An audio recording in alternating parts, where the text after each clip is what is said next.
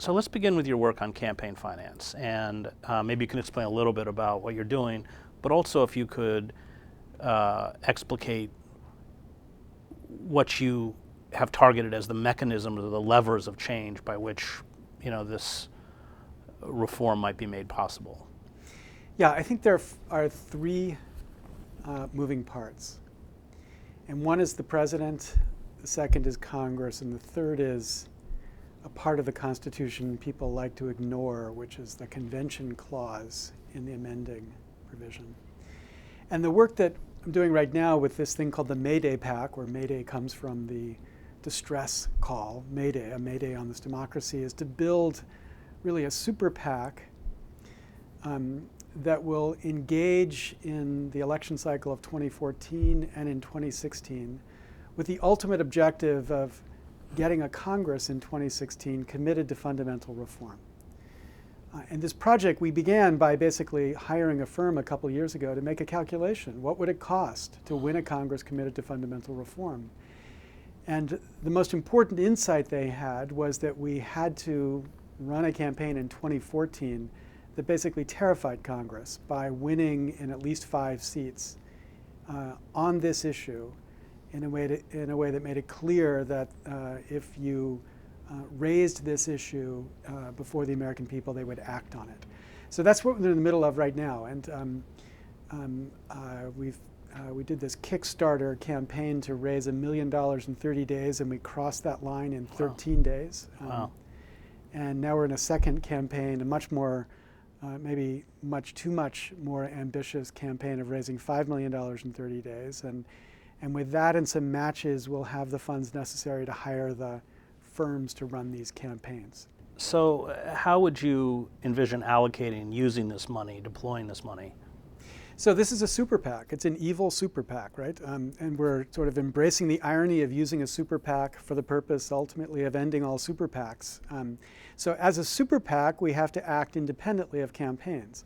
So basically, we're going to hire campaign shops, ideally on in the Democratic side and on the Republican side, that will get into races and run campaigns, run a ground operation if that made sense, basically do whatever makes sense to win.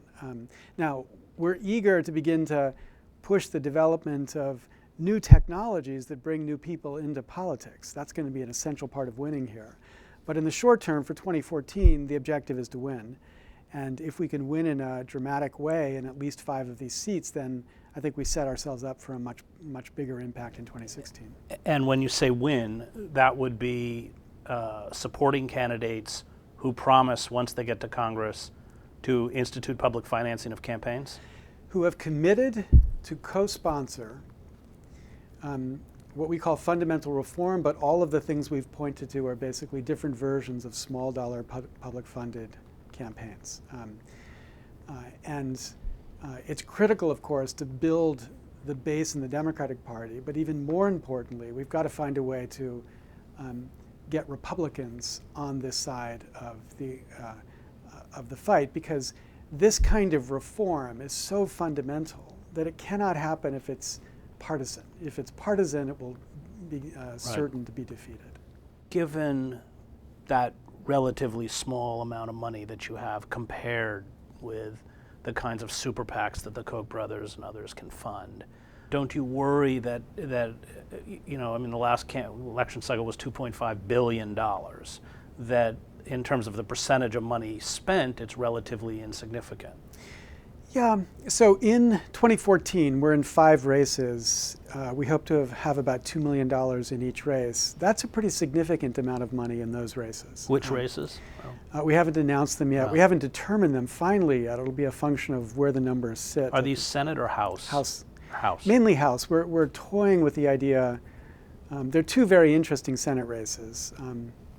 South Dakota, Larry Pressler, who was a Republican but now is running as an independent, and he's famous, of course, because he was the one member of Congress who blew the whistle on the ab scam scandal. So he's a very interesting candidate to think about supporting. And in New Hampshire, there's a really wonderful Republican who openly embraces public funding, who's running against Scott Brown, and that might be another interesting race to get into at the Senate level. But the main races we've been looking at are at the House level, and so that's a significant amount of money in a House race. And I think what we've seen, for example, in the Eric Cantor surprise, is that if the message is right and it resonates with people in a way that I think this message does, it's not actually going to take a lot of money to begin to line up people on the right side of this issue. How do you handle candidates like Barack Obama, who did talk about public financing in 2008, along with many other issues, including closing Guantanamo and revisiting NAFTA, et cetera, rolling back the egregious violations of civil liberties under Bush. And then once he got into office, these turned out to be, essentially lies, public relations gimmicks in order to win an election. But he had no intention, we know, because he immediately brought in Larry Summers and others. How do you deal with the fact that so often in an election cycle, because of the polling, because they take the pulse of the American public, because they're very good at feeding back to us what they know we want to hear, that as soon as they get into Congress, they do the bidding of corporate lobbyists? Yeah, maybe that's what would happen. But I don't see the alternative to electing people who have committed to a pretty simple task. I mean, simple in the sense it's clear whether they do it or not. I'm not talking about people committing to voting for something. They're committing to co-sponsoring something. So that's about sending a letter on the first day to the sponsor of a bill and say, please join me to your bill. And if we can build a majority in the House and a supermajority in the Senate who've committed to this kind of reform, then I think we have a real shot of pushing it. Now, obviously, 5 races in 2014 isn't going to create the political movement to do it. But we believe that if we can demonstrate why this issue is so salient, and we can show how we've moved the dial in an election, then when we get to 2016, there'll be a lot of people, both small dollar contributors and big dollar contributors, who are interested in trying to support the effort to finally get this change through a Congress. Because I think what both sides are increasingly recognizing is that the way we fund elections can't help but corrupt their own side against what they want. I mean, we on the left see that in 1,000 contexts. But what's interesting, in particular, again, about the Eric Cantor fight is that the thing that was so powerful in what Bratt was saying against Eric Cantor is that he'd become a crony capitalist. He'd be, given in to the crony capitalists. Now, I don't like Eric Cantor's politics, but the idea that Eric Cantor becomes a crony capitalist has got to be the clearest testimony to the fact that money is an impossible force to resist inside of the current system. And if both sides begin to say, look, we just can't get what we want so long as this is the lever of control inside the system, we might begin to build the kind of cross-partisan support this will take. Let's look at the debate over the public option, because we had significant numbers in the House. I believe around 60. The Black Caucus supported it. We had Bernie Sanders support it. Dennis Kucinich, when he was in the House, was very outspoken in support of it. And yet, through the caucus hearings, they managed to utterly silence what would have been a rational discussion of health care by bringing up the public option. And the corporate state used very heavy-handed tactics to turn all of these people who had co-sponsored this legislation, who had, I don't know if they got it out of committee, but who had supported the public option, so that even Bernie Sanders and finally Dennis Kucinich supported Obamacare and didn't fight for it. How do you envision confronting that monolith? Yeah, I mean, the public option is a perfect example of the way in which the threat of money is enough to stop a party from pushing for something. Because they basically said, we're going to defeat the Democratic majority if you don't give us relief on the public option. I think the difference with that, though, and the issue that we're pushing here is that though it's perfectly clear that if we change the way you fund elections, it would radically weaken the power of lobbyists and these types of interests inside of Washington. It's a hard thing to rally those interests against, right? For example, think about the climate change debate, which, I'm as committed to the idea of the need for climate change legislation as anybody. But I also believe there's actually two sides to the debate, not the science debate. There's not two sides to that debate. But as you go into a district, one side can stand up and say, yeah, I get the climate problem, but we have jobs. There are people who need jobs. And you start doing this, you'll destroy the economy. And that creates two sides to the debate, whether there should be or not. That produces it. But on this issue, it's hard to imagine what the other side of the debate says. It's important the Koch brothers or the Soros, George Soros has this extraordinary influence in our political system. I mean, what do people say? Now, we know that sometimes people think something turns out to be completely idiotic, but they think, it's a good thing that the rich people have all this power because they're the smart people.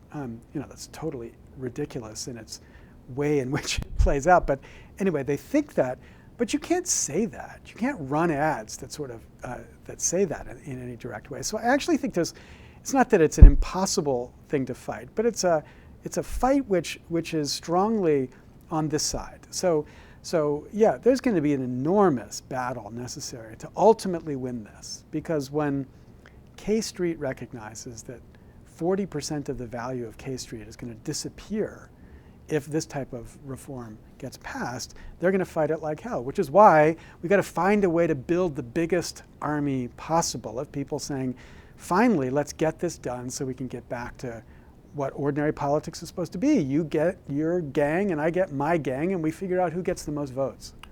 Well, they'll fight it the way they always fight it, which is to lie. They'll swift boat you. I mean, they will miss, as they did with the public option. Yeah. Death panels, you can't choose your own doctor, and they have such a huge megaphone that they can create false perceptions. That's what they're quite skillful at. Yeah, they will do all that.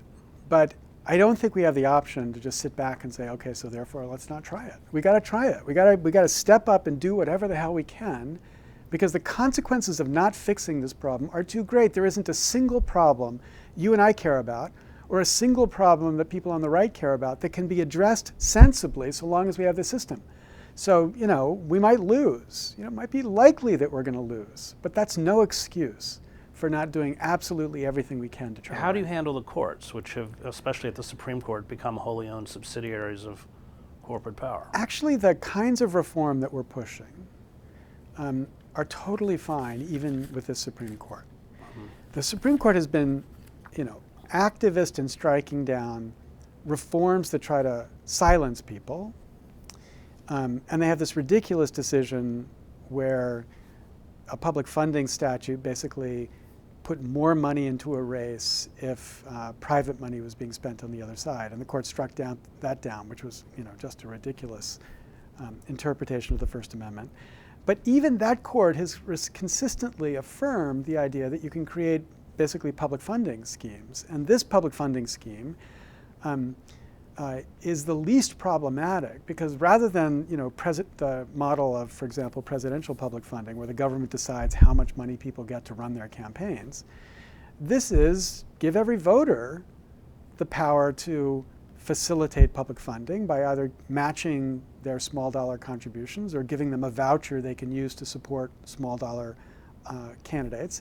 Those are completely constitutional, even with this Supreme Court. Now, they could make up a whole new, theory, but I actually don't think that's what they would do. I think that as long as it were voluntary, at least in the way it was structured, they would uphold this. And how would public financing look to you of campaigns? So in my ideal vision of public financing, you basically give every voter a voucher, and you say candidates can take those vouchers if they agree to take only those vouchers, plus maybe small contributions of up to $100.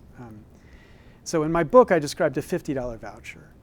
And $50 per voter is $7 billion, which is about 3 times the amount raised and spent in the last congressional election. So it's real money, but the critical thing is it's real money that's spread out across all the voters. Because in my view, the central problem to the current system is that we have outsourced the funding of campaigns to the tiniest fraction of the 1%. it's basically 150,000 Americans who are the relevant funders of campaigns. Right. It's the same number of people as are named Lester in the United States. So the Lesters basically are the funders of campaigns. But funding the campaign is an essential step on the way to getting elected, right? So we've created this two-stage election where this tiny, tiny fraction determines the first stage, which then gets you to the second stage. So, unlike the, very much like the white primary in the Old South, we've created a green primary in the New America. But the difference between the white primary is in the white primary, at least the majority got to vote. In the green primary, it's the tiniest, tiniest fraction of the 1% that get to vote. So the only way to address that problem, in my view, is to find a way to spread out the funder influence. So it's no longer the tiniest fraction of the 1%. It's the vast majority, or maybe it's 20% or 40% that are the relevant funders of campaigns. And the way to do that is to facilitate this kind of funding that a wider range of Americans participate in. And one would assume that eventually the goal is to abolish super PACs altogether. Yeah, and by super PACs, I mean that very precisely. I don't have any problem with independent political action committees so long as contributions to them are limited, right? So, if AARP or Planned Parenthood or the ACLU or the NRA wants to get their members to support an independent political action committee, that's democracy in my view. The corrupting dynamic that's been produced now, though, is that because they can take unlimited contributions, they've become the kind of laundering device for candidates who, for rich people, and also now corporations who want to participate in the political process. Because the thing that most of us, at least I certainly missed after Citizens United, was that Citizens United just created or according to the court, affirmed the right of corporations and unions to spend whatever they want in political elections. But it turned out corporations, like rich people after Buckley, were pretty shy. There was a high cost to free speech, as Target found when it supported an anti-gay candidate for governor in Minnesota. So they don't actually use the right to spend their own money. It was only after the DC Circuit created the super PAC by saying that limits on independent political action committees also had to be abolished, that they began to give their money to the Independent Political Action Committee, so that the Independent Political Action Committee the super PAC becomes the device that engages in political action. And because of the really outrageous transparency rules which the FEC has imposed here, corporations can now give their money to a C4, this nonprofit entity, and the C4 can give its money to the super PAC, and you have no idea who's actually giving the money to the super PAC. So dark money has risen dramatically in 2012. It'll be much higher in 2014. And that's because of the structure of the super PAC. So yes, eliminates super PACs in the sense of entities that can take unlimited contributions, but there's no problem with independent political action committees or any entity that can take small contributions as a way to facilitate democratic organization.